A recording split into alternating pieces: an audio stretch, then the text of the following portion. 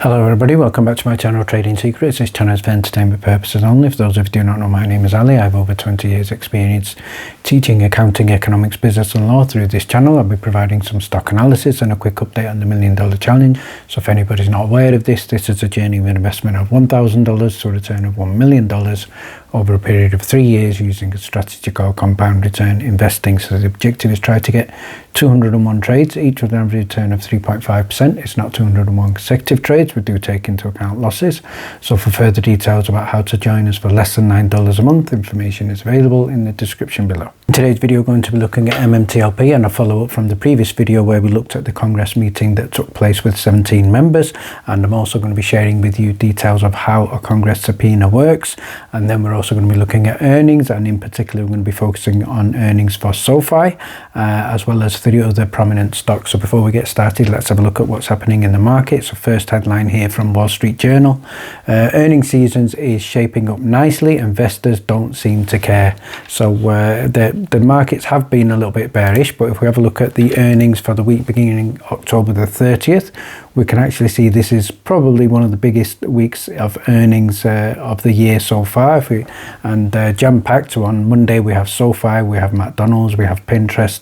Then Tuesday we have Pfizer, we have Caterpillar, AMD, which is an important one, BP as well as Marathon. And then Wednesday we have Roku, we have PayPal, Airbnb. So all huge companies, and I think the biggest one of all, Thursday we have Apple. And as well as that, we have Lilly and Palantir. Friday, we finish off by having earnings for Fubo, which I also expect to be beat. So let's have a look at some of these stocks that we're going to look at. We're going to start with the biggest one, so Apple. So Apple is the most important stock for the week that is going to share earnings. So this is going to be taking place on Thursday, November the 2nd, 2023, approximately 4:30 p.m. Eastern Time. So the consensus is earnings estimate is $1.39 per share on revenue $84.69 billion, and this could be a decline of 6.1% year on year. So investors not overly confident on there. However, on Wednesday, October the 25th, 2023, there was some buying,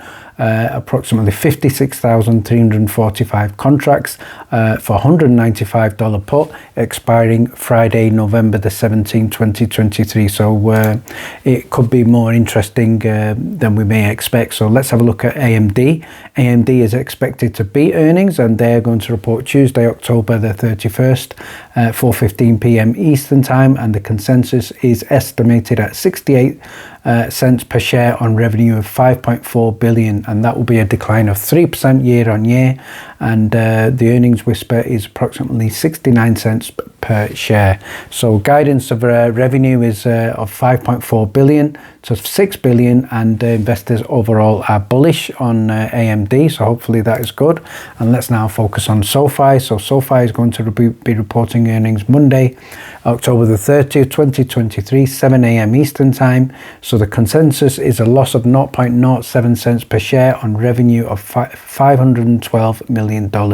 So this is going to be positive because this is going to represent a 10.3% year-on-year revenue growth, and obviously we're also looking at in terms of the earnings release, 78.7% are expecting a beat. So we will have a look at SOFI with some interest. And the final one, I think it's also very interesting, is PayPal, ticker symbol PYPL. I'm sure those of you who've been following PayPal will know that it's currently been trading at a 52-week low.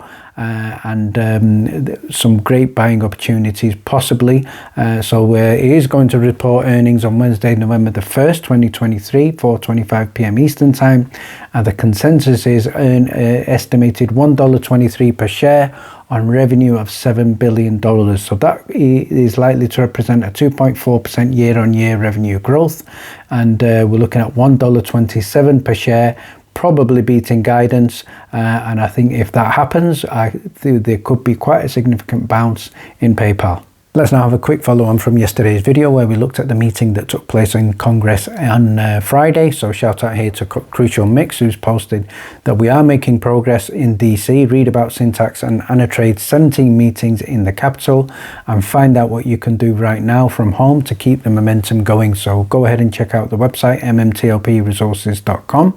And as far as I'm aware, in these 17 meetings, one of the things that they were asking for is the release of the aggregated audited share count, and hopefully that will be something that we can then use to put pressure on the brokers, put pressure on FINRA, and obviously move forward with what we are fighting for. So in other updates from Don Fizz, he's made 4 Zoom calls. All of them were quite productive, and by next week he's expecting to have contacted approximately 1/3 of the whole of Congress. So again, amazing job there.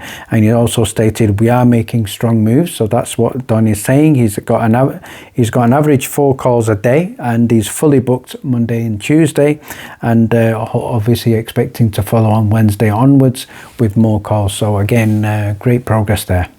And finally, I'd like to finish off by having a look at the survey of the House and Senate's committee rules on subpoenas, and we're going to focus on what could happen from financial services, Rule 3, and we can see here meeting and hearing procedures, subpoenas and oaths. So part of Section E, Part 1, we can see here the power to authorise and issue subpoenas is delegated to the chair.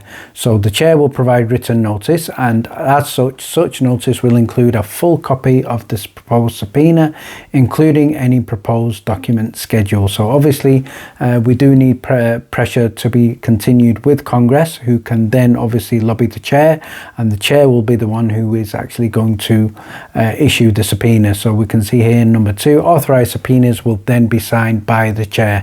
Once we get a subpoena, then as far as I'm concerned, it's game over for FINRA, game over potentially for the SEC. So it'll be a case of who is going to throw who under the bus. And finally, if you'd like to get a copy of our weekly watch list, which will be shared prior to trading on the Monday, exclusively with the Discord members, details are in the description below. Thank you very much for watching. Please stay tuned.